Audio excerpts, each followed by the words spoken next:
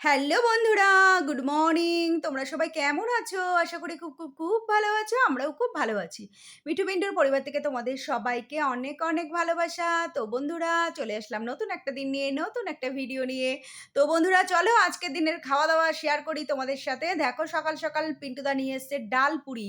তো আমাদের এখানে একটা ডাল পুরির দোকান আছে জানো? দারুণ করে, দারুণ। আর আমার মেয়ে ভীষণ খেতে ভালোবাসে ডাল পুরিটা জানো? ভেতরে পর্যাপ্ত একদম ডালের পুর থাকে আর তার সাথে দিয়েছে হচ্ছে একটা ঘুগনি। তো ঘুগনিটা খেতেও খুব সুন্দর হয়। তো যাই হোক চলো তোমাদেরকে ভেঙে দেখাই কতটা ডাল থাকে ভেতরে। এই দেখো ভাঙতে পারিনি, ওপর দিয়ে গুঁড়োও উঠে এসেছে। এই দেখো কতটা ডাল থাকে আর কি নরম মানে তুলতুলে একদম মানে মুখে দিলে যেন মিলিয়ে যাবে। এত সুন্দর আর কতটা ডালের পুর থাকে ভেতরে জানো? তো যাই হোক এই ডাল পুরিটা খেতে মেয়ে ভালোবাসে সেইজন্য সকালবেলা পিন্টুদা নিয়ে এসছে আর মেয়েকে দিয়ে দিলাম। আমি একটা খেলাম আর পিন্টুদা একটা খেলো। তো তারপরে চলে আসলাম রান্নাঘরে আর এখানে কারকোল ভাজছি আলু দিয়ে, কারকোল ভাজছি পেঁয়াজ দিয়ে, কাঁচা লঙ্কা দিয়ে। আর এখানে দেখো আমার চিনির কৌটোর কি অবস্থা দেখো, কি অবস্থা শয়ে, শয়ে চলে এসছে। তো যাই হোক আমি একটু আগুনের পাশে রেখে দিয়েছি। ছোট, ছোট সেই গুঁড়ি, গুঁড়ি পিঁপড়ে যেটা চিনির মধ্যে হয় না সেইটা। তো একদম ভরে গেছে চিনির কৌটোটা। তো সেইজন্য খুলে একটু আগুনের পাশে রেখেছি যাতে উঠে, উঠে পালায়। তো অনেক উঠে, উঠে পালিয়েছে একদম পরিষ্কারও হয়ে গেছিল এই আরকি। চলো আমার এই ভাজাটা হয়ে গেছে কমপ্লিট। ভাজাটা এবার নামিয়ে ফেলবো। আজকে পমফ্রেট মাছ করব। তো চলো ঝাল করব আজকে। তো তোমাদেরকে দেখাই চলো কিভাবে করি না করি। তো বন্ধুরা নামিয়ে ফেলেছি। তারপরে বসিয়ে দিয়েছি দেখো নিরামিষ তরকারি। ডাঁটা দিয়ে, ঝিঙে দিয়ে, পেঁপে দিয়ে, বেগুন দিয়ে যা, যা ঘরে ছিল পটল দিয়ে সমস্ত কিছু সবজি দিয়ে করছি হচ্ছে একটা নিরামিষ তরকারি। তো এই নিরামিষ তরকারিটা পিন্টুদা ভীষণ ভালো খায় জানো তো? কাঁঠালের দানাও দেবো আমি। এখন দেবো না, একটু পরে কাঁঠালের দানা দেবো। এই যে দেখো দিয়ে দিয়েছি কাঁঠালের দানা। তো কাঁঠালের দানাটা তাড়াতাড়ি সিদ্ধ হয়ে যায় তো সেইজন্য একটু পরে দিলাম।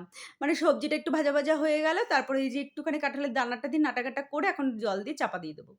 তো বন্ধুরা হয়ে গেছে নিরামিষ তরকারি আর তারপরে বসিয়ে দিয়েছি হচ্ছে দেখো এই যে মাছ।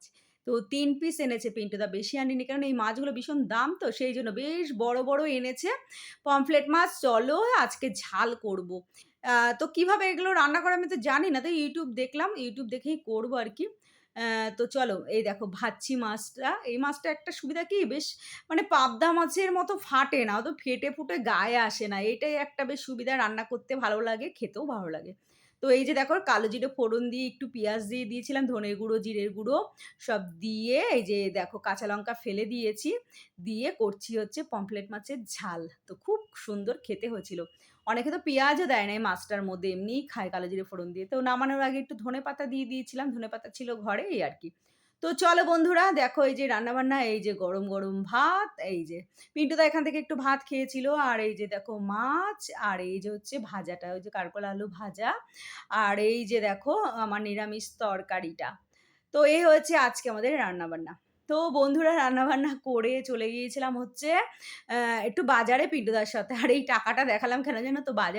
বাজার করে ৳২০ সেভ হয়েছে, ৳২০ আমি নিয়ে নিয়েছি। পিন্টুদার সাথে গিয়েছিলাম বাইকে করে বাজার করতে।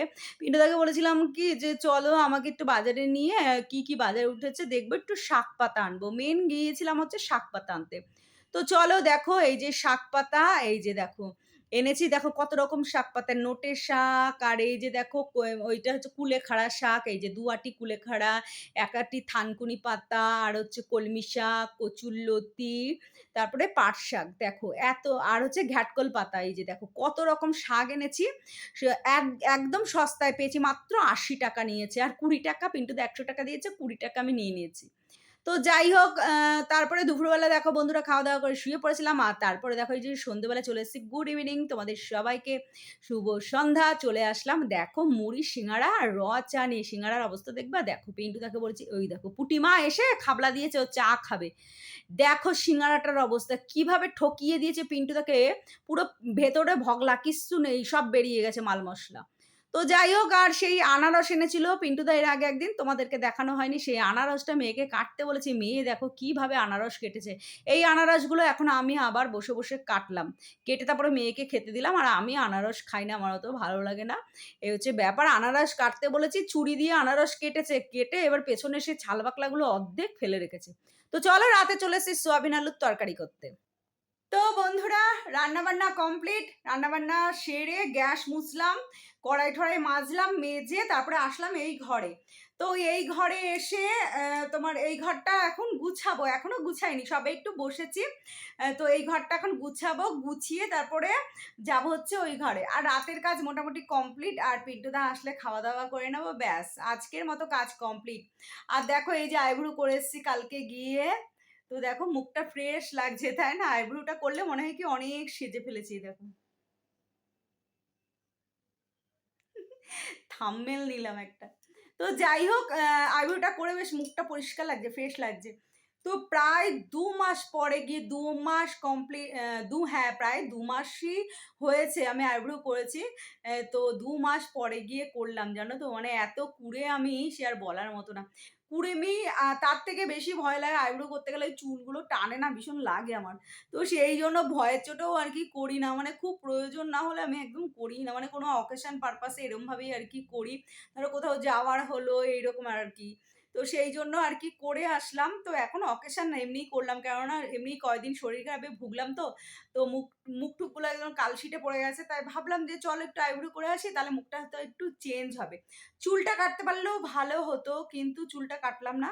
চুলটা আমার এমনিতেই ছোট। আরো কেটে ফেললে আরো বিচ্ছিরি লাগবে।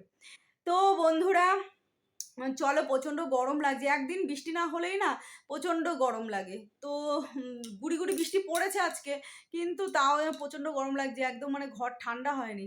তো এই ঘরে বেশিক্ষণ বসা যাবে না। এই ঘরে প্রচণ্ড গরম লাগে। তো এখন আমি এই ঘরটা গুছাবো, গোছগাছ করে তারপরে চলে যাবো হচ্ছে ওই ঘরে। আর আমাদের মোটামুটি রাতের তো সব হয়ে গেছে কমপ্লিট। আর ভাবছিলাম সবজি কাটবো।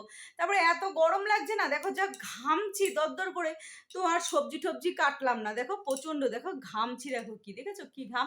তো যাই হোক, কচুরলতি কেটে-টেটে গুছিয়ে রাখলে ২ দিন পরে রান্না করলেও হয়। শাক পাতাগুলো বেছে রাখলে ২ দিন পরে রান্না করলেও হয়। এ হচ্ছে ব্যাপার। তো যাই হোক, চলো, প্রচণ্ড গরম লাগছে আর বেশি বকবক আজকের মতো ভিডিওটা এখানে শেষ করি। যদি গুড নাইট। তোমরা সবাই খুব, খুব, খুব ভালো থেকো।